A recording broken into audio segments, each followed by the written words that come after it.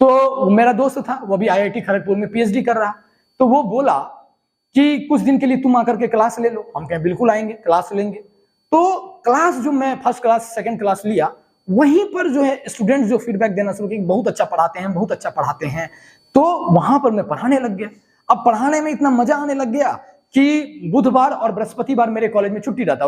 रविंद्रनाथ टैगोर का बनाया हुआ रूल है, वहां वेडनेसडे और थर्सडे को छुट्टी रहता। तो मैं ट्यूसडे को गंगा सागर एक्सप्रेस से समस्तीपुर आता था, क्लास लेता था, और जो थर्सडे के रात में फिर वापस कॉलेज चला जाता। चाहते हैं कि बच्चे सरकारी नौकरी में जाएं। मेरा भाई भी है, सेंट्रल ऑफिसर्स है, चाचा की बेटी भी एक जज है, एक डॉक्टर है, सब लोग कहीं ना कहीं बहुत ही अच्छे जॉब में। तो रेड टॉक को सबसे पहले बहुत बहुत धन्यवाद, जिन्होंने प्लेटफॉर्म दिया एक इंस्पिरेशनल स्टोरी शेयर करने का। ये कहानी आपको बहुत ही प्रेरणा देगी। ये कहानी हर उन लोगों को प्रेरणा देगी जो समाज में कुछ अलग करना चाहते हैं, जो समाज में अपनी एक अलग पहचान बनाना चाहते हैं, जो समाज में कुछ कर गुजरना चाहते हैं, जो समाज को कुछ देना चाहते हैं। उन हर लोगों को ये कहानी प्रेरणा देगी। जब भी आप इस कहानी को सुनिएगा या इस कहानी को आप सुनते चलिए, आपको लगेगा कि ये कहानी कहीं ना कहीं समाज के हर उस युवा से जुड़ी हुई है जो अपने जिंदगी में कुछ ना कुछ करना चाहते हैं। तो सबसे पहले चलिए हम कहानी को शुरू करते हैं। मेरा नाम धीरज कुमार है, मैं सुपौल जिला का हूं, मेरे गांव का नाम निर्मली है।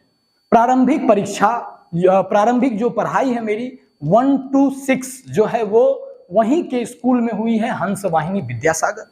उसके बाद 7 से लेकर के 10th तक जो मैंने पढ़ा है वो SDSVM जो अभी सैनिक स्कूल में कन्वर्ट हुआ है, वहां तक वहीं पे मैंने पढ़ा है। उसके बाद जो आगे की पढ़ाई 11th 12th वो मैंने सेंट जेवियर्स से किया।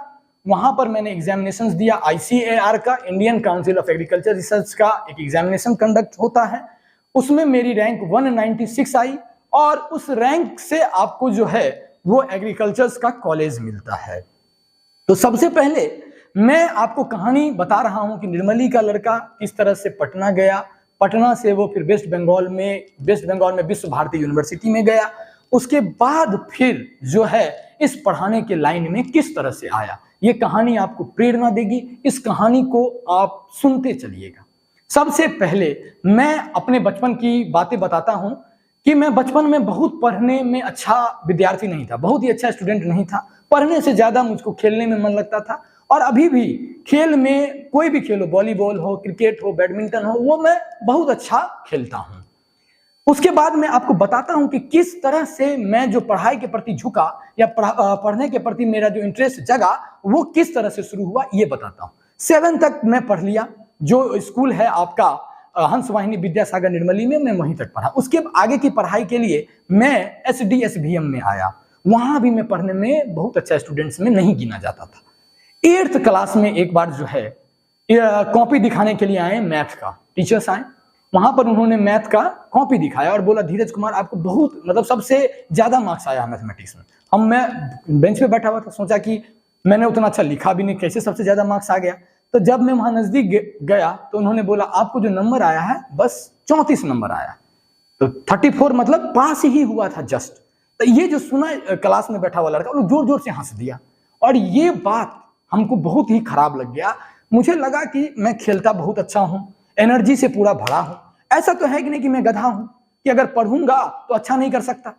तो ये बात मुझको खराब लगा। उसके बाद खेलना उलना छोड़ करके 1-2 महीना पूरा झोंक करके अपने आप को पढ़ा। मुझे लगा कि अगर मैं गधा हूं या मेरा अगर सही पोजीशन नहीं आएगा पढ़ने के बावजूद, तब फिर पढ़ाई लिखाई छोड़ देंगे। तो पढ़े, वहां पर मेहनत किए। देखें कि 2 से 3 महीने में, इससे पहले जो 8 से पहले मेरा परसेंटेज बनता था वो 50-60 के आसपास में बनता था। उस 2 महीने की पढ़ाई के बाद सीधे मैं 83-84% के आसपास में पहुंच गया। स्कूल के सारे टीचर्स बुला बुला करके पूछे थे कैसे बढ़ गया, कैसे बढ़ गया, कहीं चोरी वोरी तो नहीं किया है कि नहीं। मैं जानता था कि मेहनत किया हूं और मेहनत का ही ये रिजल्ट है, और अगर मैं पढ़ता रहूंगा रेगुलर तो बहुत अच्छा कर सकता हूं। उसके बाद 9th में गया, 10th में भी बहुत अच्छा मार्क्स आया, 81-82% के आसपास में था। उसके बाद ये पढ़ने का जुनून जो है फितूर में बदल चुका था। उसके बाद सेंट जेवियर्स में एडमिशन लिए, वहां भी जम करके पढ़े। सेंट जेवियर्स से जो टॉपर के आप लिस्ट देखिएगा उसमें सेकंड पोजीशन मेरा बना। वहां से आईसीआर का एग्जामिनेशंस दिए और आईसीआर के एग्जामिनेशन के में जो मेरा रैंक था 196 था। काउंसलिंग करवाने के लिए दिल्ली गए। दिल्ली में मैंने देखा कि मुझे एक कॉलेज को छोड़ करके जिस कॉलेज में भरता वो कॉलेज मिल जाता उस रैंक पर। तो सबसे पहले वहां पर लिस्ट रिप्रेजेंट हो रहा था कि किस कॉलेज में फी सबसे कम है। तो मैंने देखा विश्व भारती सेंट्रल यूनिवर्सिटी, अब फी एक सेमेस्टर का बस 4000 रुपया। तो हम सोचे कि अब पेरेंट्स को बर्डन नहीं देना है, जिसका सबसे कम फी है उस कॉलेज को मैंने सेलेक्ट किया। विश्व भारती सेंट्रल यूनिवर्सिटी रविंद्रनाथ टैगोर के द्वारा एस्टेब्लिश किया गया, बहुत ही अच्छी यूनिवर्सिटी है, जिंदगी जीना भी सिखाती है, आदमी को आदमी बनाती है। तो सबसे पहले जब मैं वहां पहुंचा आईसीआर के एग्जामिनेशंस के थ्रू, तो फर्स्ट ईयर में मैं बहुत मेहनत से पढ़ा, वहां पर भी रिजल्ट बहुत ही अच्छा हो रहा था। सेकेंड जब ईयर में पहुंचा तो मेरा एक जूनियर आया फर्स्ट ईयर में, वो उड़ीसा का था, सत्य प्रकाश पांडा उसका नाम था। वो बोला कि भैया ऐसा है ना कि मेरा जो फितूर है, जुनून है ना, वो एमबीबीएस है, तो इस कॉलेज में मैं सेटिस्फाइड नहीं हूं।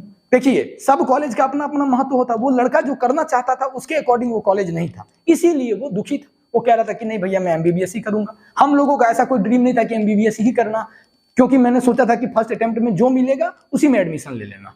तो मैंने इसको कहा कि चलो कोई बात नहीं, तुम मेहनत करो, मेहनत करने वालों का तो भगवान भी साथ देता है, तुम मेहनत करो, निश्चित रूप से तुम सेलेक्ट हो जाओगे। तो बोला कि भैया यहाँ पर हमको जूलॉजी बॉटनी पढ़ाएगा कौन? तो हम कहें कोई बात नहीं, तुम परेशान मत हो। हम कहें उसको रात में कहें कि तुम रूम में आओ, रूम में बैठ करके हम लोग बात करेंगे। वो जूनियर था तो रूम में आया। रूम में मैंने कहा कि बॉटनी और जूलॉजी मैं तुमको पढ़ाऊंगा और तुम सेलेक्ट होगे। उसको हिम्मत मिला, वो कहा कि ठीक है मैं बिल्कुल मेहनत करूंगा। और संजोग ऐसा रहा कि जब उसने नेक्स्ट ईयर नीट का एग्जामिनेशन दिया तो हमको लगता है कि उसका 620 के आसपास मार्क्स आया और उसको अपने स्टेट में बारीपदा मेडिकल कॉलेज मिला। ये बात हमको बहुत प्रभावित किया कि मेरा पढ़ाया हुआ बच्चा, मेरा गाइड किया हुआ बच्चा वो मेडिकल कॉलेज तक पहुंच गया है। तो अगर मैं समाज में पढ़ाऊं, जो गरीब तबके के लोग हैं जिनको लगता है कि मैं कुछ पैसों की वजह से रुकावट आ रहा है, अगर उन लोगों को मैं पढ़ाऊं तो कहीं ना कहीं वो बहुत अच्छा समाज में करेंगे। उसके बाद एक घटना हुई 2014 या 15 के आसपास में। मेरे दोस्त समस्तीपुर में कोचिंग डाले और उस कोचिंग में बायोलॉजी के फैकल्टीज नहीं मिल रहे थे, या जो आ रहे थे उससे सेटिस्फाइड नहीं हो पा रहे थे स्टूडेंट। तो मेरा दोस्त था, वो भी आईआईटी खड़गपुर में पीएचडी कर रहा। तो वो बोला कि कुछ दिन के लिए तुम आकर के क्लास ले लो। हम कहें बिल्कुल आएंगे, क्लास लेंगे। तो क्लास जो मैं फर्स्ट क्लास सेकंड क्लास लिया, वहीं पर जो है स्टूडेंट जो फीडबैक देना शुरू किए, बहुत अच्छा पढ़ाते हैं, बहुत अच्छा पढ़ाते हैं। तो वहां पर मैं पढ़ाने लग गया। अब पढ़ाने में इतना मजा आने लग गया कि बुधवार और बृहस्पतिवार मेरे कॉलेज में छुट्टी रहता। रविंद्रनाथ टैगोर का बनाया हुआ रूल है, वहां वेडनेसडे और थर्सडे को छुट्टी रहता। तो मैं ट्यूसडे को गंगा सागर एक्सप्रेस से समस्तीपुर आता था, क्लास लेता था और जो थर्सडे के रात में फिर वापस कॉलेज चला जाता था। तो लेकिन इस पढ़ाने के बीच में मैंने अनुभव किया कि अगर मैं पढ़ाने के लाइन को ही अपना कैरियर बनाऊंगा, यही मेरा फितूर है, यही मुझको एक अलग पहचान देगा। और मैंने सोच लिया कि अब जो है मेरा लाइन ही पढ़ाने का होगा। जबकि जिस क्षेत्र से मैं हूं निर्मली, वहां पर हमेशा पेरेंट्स चाहते हैं कि बच्चे सरकारी नौकरी में जाएं। मेरा भाई भी है, सेंट्रल ऑफिसर्स है, चाचा की बेटी भी एक जज है, एक डॉक्टर है, सब लोग कहीं ना कहीं बहुत ही अच्छे जॉब में। तो मुझे लगा कि जो समाज में एक पहचान चाहिए, वो समाज को अलग, जो समाज में मैं अलग करना चाहता था, वो यही है कि पढ़ा करके ही मैं कुछ अलग लाइन में अपना अलग पहचान बना सकूं। तो ये वहां के हर पेरेंट्स चाहते थे कि बच्चे जॉब में जाएं, किस तरह से वो मेहनत करें कि जॉब में ही जाएं। लेकिन मैंने एक अलग रास्ता चुना। मैंने यहाँ जो समस्तीपुर है, यहाँ पर बायोलॉजी पढ़ाना शुरू किया। उस कोचिंग से आया तो पहचान मिल ही गया था। फिर यहाँ पर आया तो मैंने कोचिंग डाला, तो कोचिंग में बच्चे आना शुरू हो गए। मुझे वहाँ इस शहर में सबसे पहले जो है डिजिटल बोर्ड का मॉड्यूल देना, टेस्ट लेना, इस पैटर्न को शुरू किया और बच्चों को बहुत मजा आने लगा। शायद ही कोई ऐसे बच्चे जो हमसे पढ़े हों और ये बोलती हों कि सर का पढ़ाया हुआ समझ में नहीं आ रहा है। तो मुझे लग गया कि यही एक चीज था, एक फितूर होता है। आप जो काम करना चाहते हैं, उस काम को करने के बाद आपको एक अजीब सी शांति मिलेगी। तो मैं जब पढ़ाने लग गया, उसमें मजा आने लग गया। जब मैं देखता हूं कि जब मेरे अभी दोस्त फोन करते हैं, बहुत सारे बैंक में हैं, तो रात में एकदम डल डल बातें करते रहते हैं कि आज गया दिन में ऐसे हुआ वैसे हुआ, मतलब जैसे लगता था जिंदगी से निराश है। लेकिन जब मैं बात करता हूं तो बोलता हूं आज ऐसे पढ़ाए, आज वो लड़का ऐसे बदमाशी किया, आज टेस्ट में इसको इतना बना, देखो वो नीट तक पहुंच चुका है, देखो इसका बोर्ड में इतना मार्क्स आ रहा है। हर दिन लोगों से इंटरेक्शंस करने को मिल रहा है, तो लग रहा है कि ये वही फितूर था जिसकी मैं तलाश कर रहा था।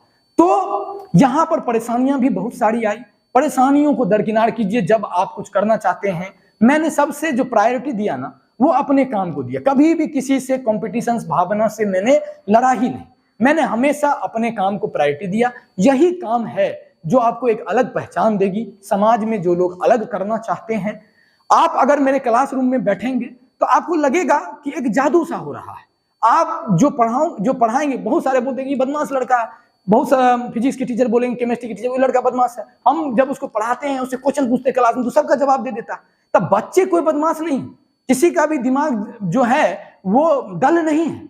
बस ये है कि आपको एक पॉइंट को फाइंड आउट करना है कि किस तरह से हम पढ़ाएंगे तो वो बच्चे की समझ में आएगा। बच्चे पूरा एंजॉय करने लग गए, उनको कहीं भी ये फील नहीं आता है कि सर जो पढ़ा रहे हैं वो हम नहीं समझ रहे हैं, और बेहतर रिजल्ट भी कर रहे हैं। जब 2019 में मैंने सबसे पहला यहाँ बैच डाला, उसमें आलोक कुमार 97 मार्क्स लाया। बिहार में मुझे लगता है कि बायोलॉजी में सबसे हाईएस्ट था। उसके बाद फिर कोरोना का ही टाइम चलता रह गया, उसके बाद भी बहुत सारे बच्चे रिजल्ट्स में, उसके बाद नेक्स्ट एग्जाम हुआ बोर्ड में, वहां पर भी बहुत सारे बच्चे बहुत अच्छा रिजल्ट किए। तो एक बच्चों को जो लगता था कि नहीं बायोलॉजी याद करने का सब्जेक्ट है, बायोलॉजी में मजा नहीं आता है, एक आनंद अब आने लग गया। उनको लगने लग गया है कि पहले जो बोला जाता था कि बायोलॉजी रटने का सब्जेक्ट है, वो रटने का नहीं है, समझने का है। और हम लोग चाहते हैं कि बिहार के बच्चे बाहर कोटा, दिल्ली, बनारस यहां नहीं जाएं, क्योंकि यहां पर क्या है कि बहुत सारे गरीब जो है अपना जमीन बेच करके, लोन उठा करके बच्चों को कोटा भेजते हैं, मोटी रकम देते हैं, और जब सिलेक्शन नहीं होता है तो वही बच्चा सुसाइड कर लेता। ये सबसे बड़ा, एक तो आपका गार्जियन का जमीन भी गया, पैसा भी गया, और दूसरा पेरेंट्स के बच्चे भी छीन जाते हैं।